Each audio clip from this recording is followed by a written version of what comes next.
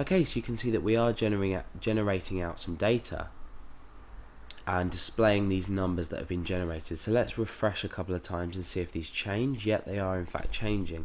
Now let's have a look at the width of the image. So the width of the image is a bit off, it's way too big, so we need to decrease it by about half. So let's go ahead and do that. So there's not really going to be much changes to be made, so let's change that to 100 and come in and refresh. Okay, so that looks about right actually. Our image size, that's the problem, because we might have slightly longer characters. So let's change this to 120 just to be safe. Maybe 110. So it's just a matter of fiddling around with things until you're happy. So I'm quite happy with this. Now the only problem with this is that we need to generate some kind of noise. We need to generate something that masks these letters and is still readable by humans but might not be readable by a computer. So let's come down to just after we set our text color, because the function that we're going to be using is going to require a text color in there, and the function that we're going to be using is image line, and this image line function takes a few parameters. I'll just explain the function before we continue. The first one is the image that we're working with. The second one is we need to specify x1 and y1 and x2 and y2, and then the text color. So we've already got this variable defined here. So this, even though it says text color, we're creating the lines to be black as well. This is exactly the same. So these are just the coordinates that we're creating that at. So we want to do something. We want to create coordinates that are completely random, so they're going to be splashed across our image. So how can we do this? Well, I'm going to create a for loop for this, and we're going to loop a specific amount of times, and we're going to generate 4 variables, which is x1, x2, y1 and y2.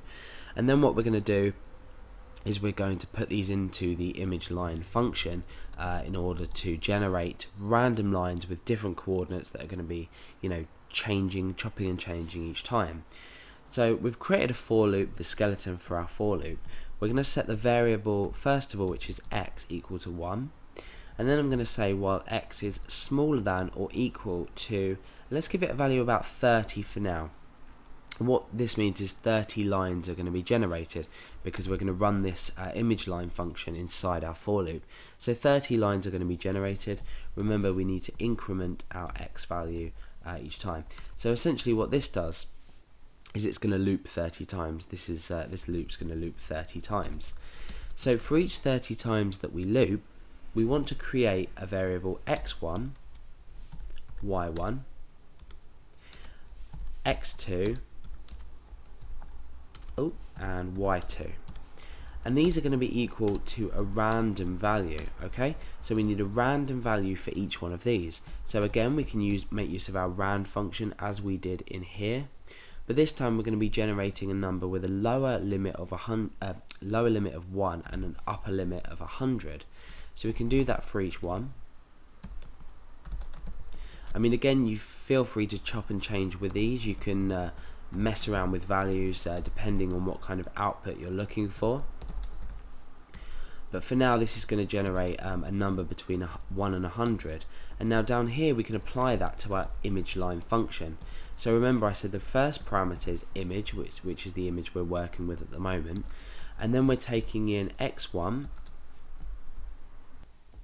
and then we need to take in x2, or y1, sorry. And then, I mean, it doesn't really matter in the order that you put them in, but I'm just adhering to the order in which this function takes parameters. So the last one we need to put in is y2, and then obviously, like I said before, we need to define a color for these lines. So you can feel free to choose your own colors, but I'm just going to be creating this black because I feel it merges with the font a lot better. And this means that it's going to be a bit harder to read. So we're inside our image, we're creating a line, so we're using the image line function in these coordinates, which are totally random, so it's going to splash them across our image, and we're creating it in black.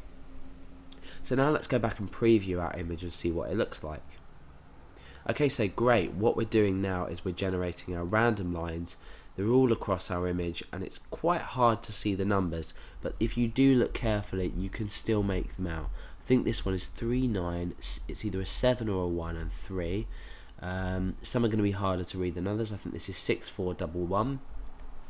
So the point of this is it's still human readable, but by a computer standards it might be quite hard to read this because we've got these lines going across.